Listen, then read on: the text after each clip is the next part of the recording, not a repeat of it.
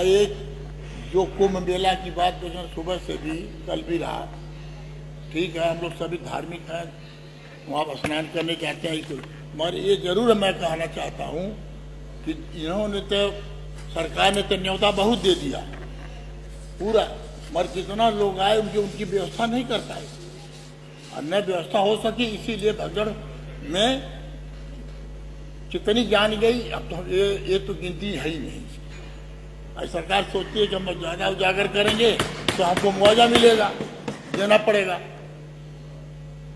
तो ये नहीं होना चाहिए। कुंभ तो समाजवादी पार्टी की सरकार में रहा, उसमें भी बहुत अच्छी व्यवस्था रही उसकी, हर आज से नहीं, बहुत पता नहीं कौन जमाने से। ये लोग कहते हैं 144 साल है। हम लोग जब पढ़ते थे 71-72 में, तो हमारी माता गई थी, हमारे भाई लेके गए थे कुंभ में, वहाँ भी मैंने सुना था 144 साल था वो, और 144 कैसे हो जाएगा ये? तो ये सब चीजें हैं, इस पर बल ठीक है, उनकी व्यवस्था करिए, जितना आपने बुलाया है, निमंत्रण दिया है, उस हिसाब से व्यवस्था होनी चाहिए। अब भगदड़ हो गई, कितना मर गए, ऐसा कोई आंकड़े नहीं है। किसी की औरत गिर गई, छूट गई, नहीं हाथ में मिला, किसी की माँ मर गई, किसी का बाप मर गया।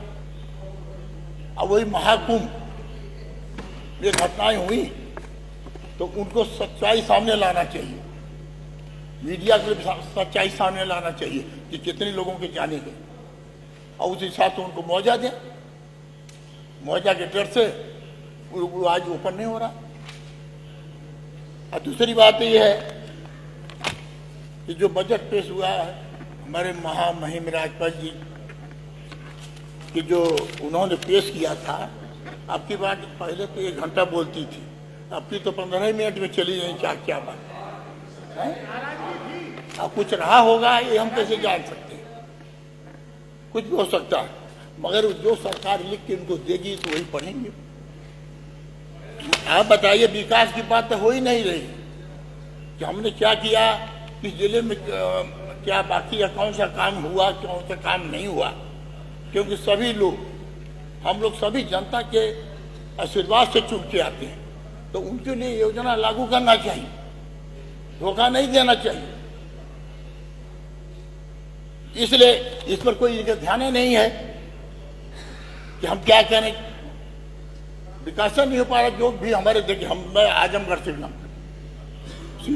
सिटी से आता हूं, जब सरकार अपनी थी तो मैंने 35-40 करोड़ ला करके उसको सुंदरीकरण कराने का काम किया था। ये मामूली बात नहीं, जितना पैसा आज हाईडीन में चले जाइए विद्युत विभाग में, अधिष्ठाता महोदय मैं सही बात कहना चाहता हूं, मैं झूठ उठ नहीं बोलता होता है। आज ट्रांसफार्मर जल जाए तो 2 महीना 3 महीना बहुत रगड़ेंगे हम लोग, तब जाके कहीं ट्रांसफार्मर लगता है, वो भी लगेगा तो तुरंत जल जाता है, तुरंत जल जाएगा। हमने ऊर्जा मंत्री तो नहीं है, हमारे बगल के हैं पड़ोसी, मैं उनको चिट्ठी लिख के दिया कि कौन कौन मजरा वहां भी छूट गया है, लिख के दिया था। एक था आपका गंभीरपुर में है, नखुआ है, नखुआ चौहान बस्ती है। आज खम्मा गिरा था पहले का, हम लोगों की सरकार का, तो सरकार नहीं बनी, आज तक खम्मा पड़ा है। मैं कई बार लिख के दिया, हमारे विद्युत ये नगर विकास मंत्री और ऊर्जा मंत्री को भी मैंने चिट्ठी लिख के दिया। वैसे ही कई मजरे हैं, आपके सैदपुर गांव है, वहां भी जो किसान है, जो वहां के गांव वाले हैं, वो दूसरे खम्मा से खींच करके एक तार लेके जा रहे हैं।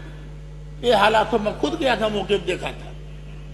तो ऐसे तो सर्वे कर लेना है, सर्वे करके दे, काम करें। जब वहां जाए, मैं गया था यहाँ पर चीफ साहब की, बिजली वाले चीफ की, मैंने कहा अरे बिजली आप हैं, चीफ साहब हैं, कम से कम आप तो इस बात को करिए, आप तो पैसा मंगा लीजिए, पैसा मंगा करके इसको कर दीजिए। पर उन्होंने कहा कि पैसा तो नहीं है, आप अपनी निधि से दे दीजिए। हमें पहला चीफ देखा कि हम लोग तो पैसा मांगा, तो हम लोग कहाँ पैसा दिए।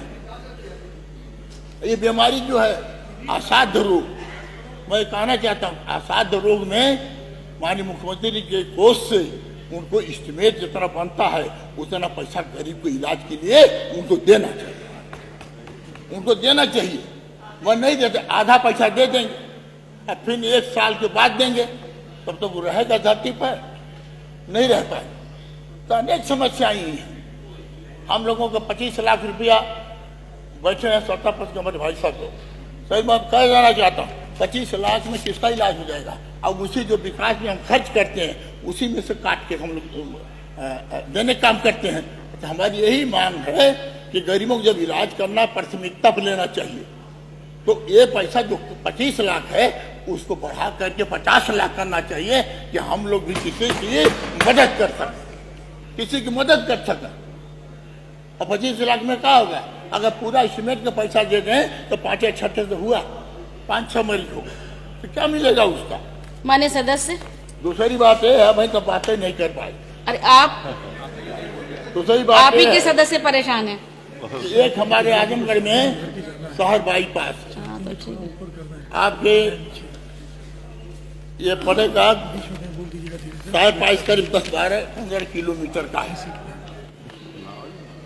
बोवाली मोड़ से होते हुए आपके भवरनाथ हो करके हाफिजपुर होकर के सड़क जाती है, ahoपट्टी हो करके चली जाएगी, जो मऊ वाला रोड है जाके उसे मिल जाएगा।